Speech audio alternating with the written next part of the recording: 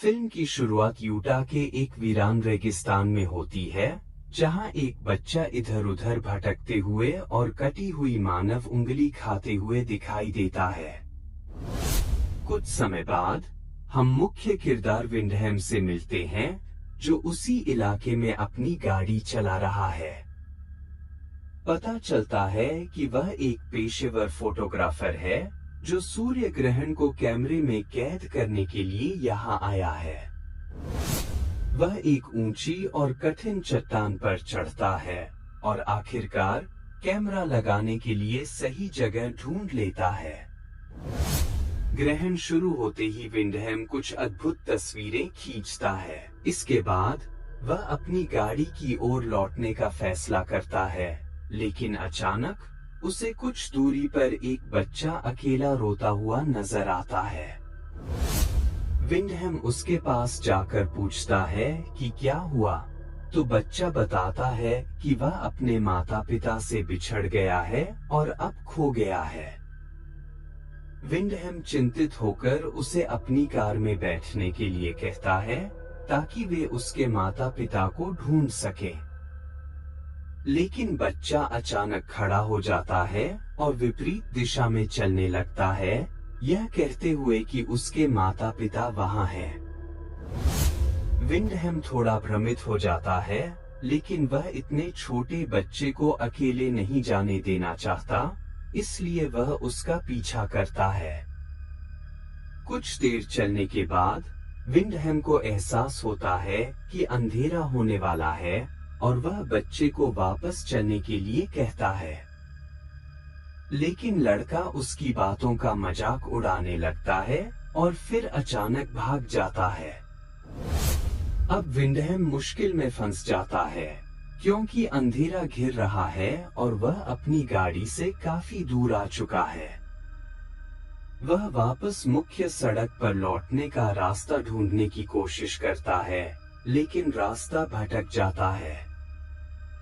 उसने किसी को फोन करने का प्रयास भी किया, लेकिन रेगिस्तान में कोई नेटवर्क नहीं था। कुछ समय बाद विंडहैम को दूर से एक औरत के गाने की आवाज सुनाई देती है। वह उस आवाज का पीछा करते हुए घाटी के नीचे एक केबिन देखता है। केबिन की तरफ जाने वाली एक सीढ़ी भी थी, जिससे वह सावधानी से नीचे उतरता है।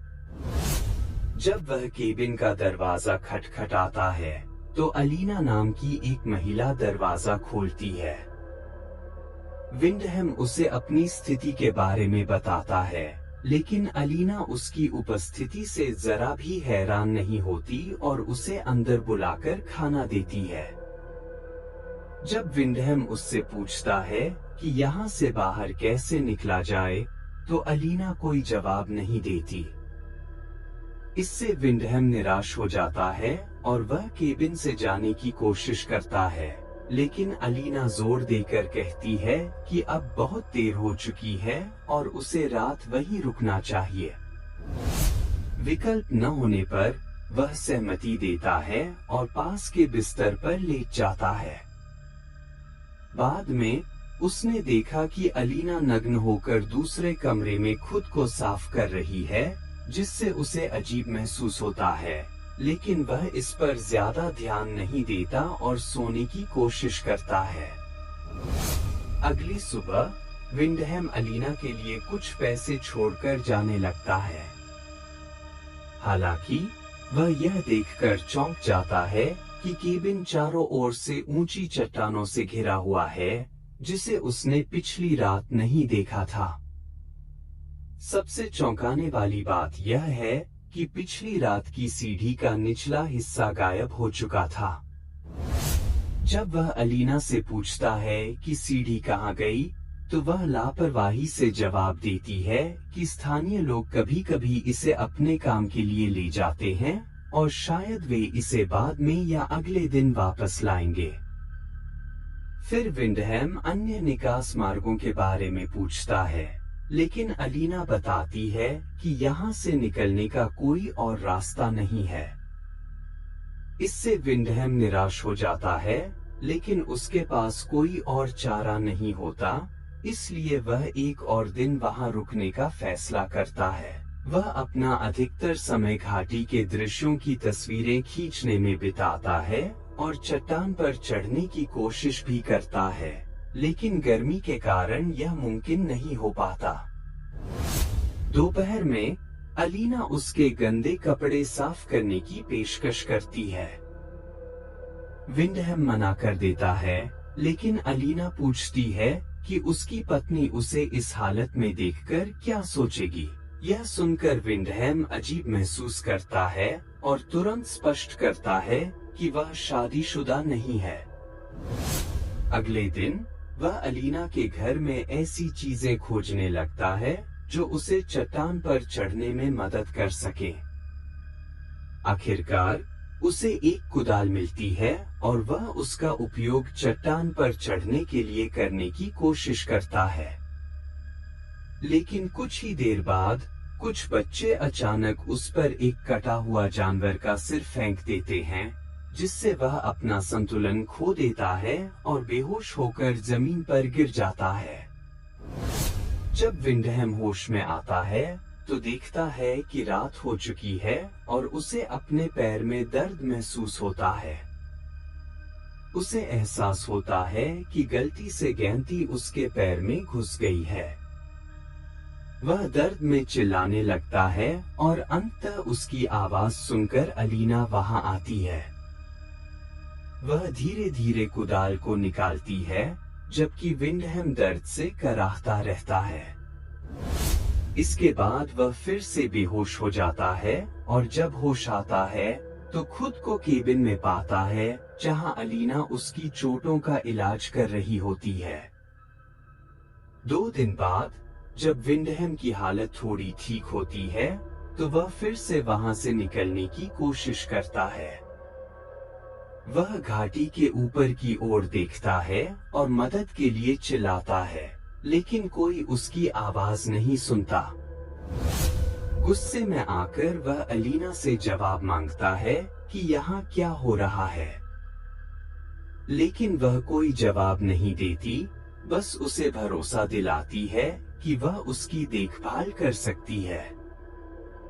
विंडहम क्रोधित होकर उससे कहता है कि वह अपने सामान्य जीवन में लौटना चाहता है, क्योंकि उसके बाहर भी एक दुनिया है जहां लोग उस पर निर्भर हैं। अलीना उसके करीब आने की कोशिश करती है, लेकिन विंडहम उसे दूर रहने के लिए कहता है।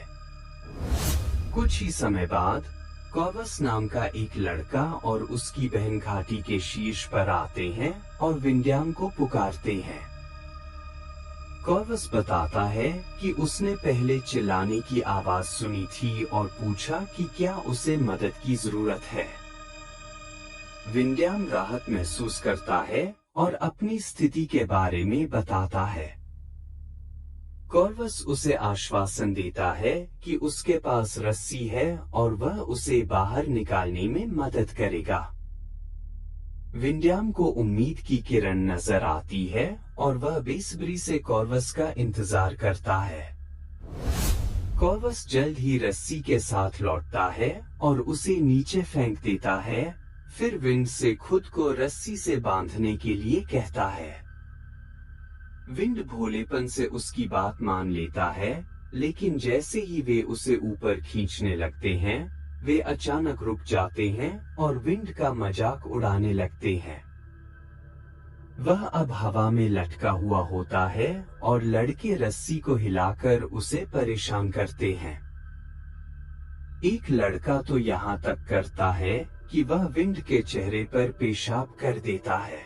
विंड अपना संतुलन खो देता है और चट्टान से टकराकर बेहोश हो जाता है।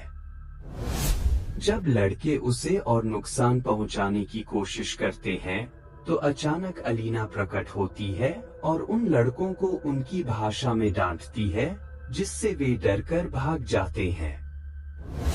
उस रात विंड होश में आता है और खुद को अलीना के बिस्तर पर पाता है। वह उठने की कोशिश करता है, लेकिन कमजोरी के कारण गिर जाता है। हताश होकर वह रोने लगता है, लेकिन अलीना उसे समझाती है कि उसे अपने नए जीवन को अपनाना चाहिए। विंड उससे पूछता है कि वह लड़के इतने निर्दयी क्यों हैं। अलीना जवाब देती है कि वे सिर्फ भटके हुए बच्चे हैं जिन्हें रेगिस्तान ने एकजुट किया है। वह उससे कहती है कि इसे दिल पर न ले, क्योंकि वे सिर्फ नासमझ और ऊबे हुए लड़के हैं। कहानी कुछ हफ्ते आगे बढ़ती है, जहां विंड ने अपने भाग्य को स्वीकार कर लिया है और शांतिपूर्वक रेगिस्तान में रह रहा है। अलीना उसकी देखभाल करती है और विंड भी उसके प्रयासों की सराहना करने लगता है। एक दिन एक किशोरी उसके लिए भोजन और अन्य जरूरतों का एक पैकेज लेकर आती है। विंड को आश्चर्य होता है कि ये सामान कहां से आया, लेकिन अलीना उसे कुछ भी पूछने से मना करती है और कहती है कि जो मिल रहा है उसे स्वीकार कर लो। विंड को यह शक होने लगता है कि शायद वह भी अलीना की तरह एक कैदी है और उसे यहाँ रहने के लिए मजबूर किया गया है। उसी रात नशे में धुत विंड को बाहर से कुछ आवाजें सुनाई देती हैं। वह हथौड़ा लेकर बाहर जांच करने जाता है और कॉर्वस से मिलता है, जो अब एक महिला के कपड़े पहने हुए होता है। थोड़ी देर तक उसे तंग करने के बाद कॉर्वस उसका हथौड़ा पकड़ लेता है, उसके चेहरे को चाटता है और फिर भाग जाता है। इससे विंड इतना गुस्सा हो जाता है कि वह केबिन में लौटकर अलीना पर चिल्लाने लगता है। वह अलीना पर आरोप लगाता है कि उसने इन पागल लड़कों को उसके जीवन को बर्बाद करने की अनुमति दी है। लेकिन अलीना शांत रहती है और उसे सोने की सलाह देती है। फिर वह अपने बिस्तर पर चली जाती है और नग्न होकर खुद को साफ करने लगती है। नशे में धुत विंड भी उसकी बातों में आकर उसके साथ सो जाता है। कुछ दिनों बाद जब विंड बगीचे में काम कर रहा होता है, लेपस नाम का एक लड़का ऊपर से उसे पुकारता है और पूछता है कि वह क्या कर रहा है। विंड जवाब देता है कि वह खेती कर रहा है और उसे महसूस होता है कि ये गड्ढे अपने आप में एक सूक्ष्म जगत है। लड़का सूक्ष्म जगत का मतलब पूछता है तो विंड उसे समझाता है कि यह बड़े स्थान में छोटे जीवन के निर्माण की अवधारणा है। लड़का विंड की बातों से प्रभावित होता है और ऐसे विषयों का अध्ययन करने की इच्छा जताता है। विंड उसे पढ़ाने के लिए राजी हो जाता है, लेकिन बदले में उससे मदद की उम्मीद करता है। लड़का थोड़ी घबराहट में वहां से चला जाता है। घर पर विंड को एक महिला की पुरानी तस्वीर मिलती है। वह अलीना से पूछता है कि ये कौन है। अलीना बताती है कि यह पहली माँ थी जो यहाँ आई थी। विंड यह सब समझ नहीं पाता, लेकिन अलीना अचानक उसे बताती है कि वह गर्भवती है। वह विंड को यह भी कहती है कि उसे बच्चे की परवाह करने की जरूरत नहीं है, अगर वह नहीं चाहता है। विंड को गुस्सा आ जाता है और वह अलीना पर उसे धोखा देने का आरोप लगाता है। वह कहता है कि वह नहीं चाहता कि उसका बच्चा किसी पागल महिला के हाथों बड़ा हो। अलीना उसकी बातों से आहत होकर रोने लगती है। अगली सुबह जब विंड जॉगिंग कर रहा होता है तो लेपस वापस आता है और उससे बात करता है। विंड उससे मदद मांगता है और कहता है कि अलीना गर्भवती है और उन्हें वहां से निकलना होगा। वह लेपस से रस्सी लाने का अनुरोध करता है और कहता है कि ये उसका पहला भौतिकी का पाठ होगा। लड़का उसकी बातों में आ जाता है और विंड उसे भरोसा दिलाता है कि एक बार वहां से निकलने के बाद वे एक परिवार के रूप में रह सकेंगे। लेपस उसकी मदद करने के लिए राजी हो जाता है, लेकिन इस शर्त पर कि जब बाकी लोग सो रहे होंगे तभी वे इसे अंजाम देंगे। लेकिन उनकी बातचीत को एक और किशोर लड़का सुन लेता है और लेपस को वहां से खींच ले जाता है। बाद में अलीना विंड से पूछती है कि उसने लेपस के साथ क्या चर्चा की। विंड बताता है कि लेपस बाकी लड़कों से अलग है, वह दयालु और बुद्धिमान है। लेकिन जब विंड बताता है कि लेपस ने उन्हें भागने में मदद करने का वादा किया है, तो अलीना परेशान हो जाती है। विंड यह भी कहता है कि वह वहां से निकलने के बाद घूमेगा, आजादी का आनंद लेगा और चीज़बर्गर खाएगा। अलीना यह सुनकर हैरान हो जाती है, क्योंकि वह नहीं जानती कि चीज़बर्गर क्या होता है। वह बताती है कि उसने कभी बाहर की दुनिया नहीं देखी। उनके सो जाने के बाद हम देखते हैं कि किशोर लड़के अजीब कपड़े पहने हुए हैं और चट्टान के किनारे किसी अनुष्ठान को अंजाम दे रहे हैं। अगली सुबह जब विंड और अलीना जागते हैं, तो वे देखते हैं कि लेपस को घाटी के ऊपर रस्सी से बांध दिया गया है। वह मर चुका होता है और उसकी पीठ फटी हुई होती है। अलीना घबराकर चिल्लाती है और कहती है कि भाइयों को एक दूसरे के साथ ऐसा नहीं करना चाहिए। वह विंड पर अपने बेटे को बचाने में असफल होने का आरोप लगाती है और गुस्से में आकर उस पर हमला करती है। अंततः वह उसे लकड़ी के टुकड़े से मारकर गिरा देती है। कहानी कुछ महीने आगे बढ़ती है, जहां विंड को एक पिंजरे में बंद देखा जाता है। अलीना, जो अब बुरी तरह गर्भवती है, उसे जीवित रखने के लिए उसे खाना और पानी देती है, लेकिन इसके अलावा ज्यादा कुछ नहीं कहती। एक दिन विंड घाटी के ऊपर एक महिला को देखता है और उसका ध्यान आकर्षित करने की कोशिश करता है। वह मदद के लिए चिल्लाता है और उससे पुलिस को बुलाने की अपील करता है। महिला उसे कॉल करने का आश्वासन देती है, जिससे विंड को उम्मीद बंधती है। लेकिन कुछ समय बाद वह देखता है कि कॉवस उस महिला को पकड़ लेता है और बेरहमी से मार देता है। विंड निराश होकर पिंजरे को मारता है और सोचता है कि शायद वह इस नरक से कभी नहीं बच पाएगा। उसी शाम एक छोटा बच्चा विंड के पिंजरे के पास आता है और उसे एक फल देता है। विंड फल स्वीकार कर खा लेता है, जिससे उसकी भूख शांत होती है। थोड़ी देर बाद उसने देखा कि अलीना और किशोर लड़के एक धार्मिक अनुष्ठान में व्यस्त हैं। तब उसे पता चलता है कि ये लड़के वास्तव में अलीना के बच्चे हैं, जिनके पिता अलग अलग लोग हैं। अनुष्ठान के दौरान अलीना अपनी आंखों पर पत्ते रखती है और लड़के आग के चारों ओर नृत्य करते हैं। कुछ दिन बाद जब सर्दी शुरू हो जाती है, तो अलीना विंड के लिए एक कंबल लाती है।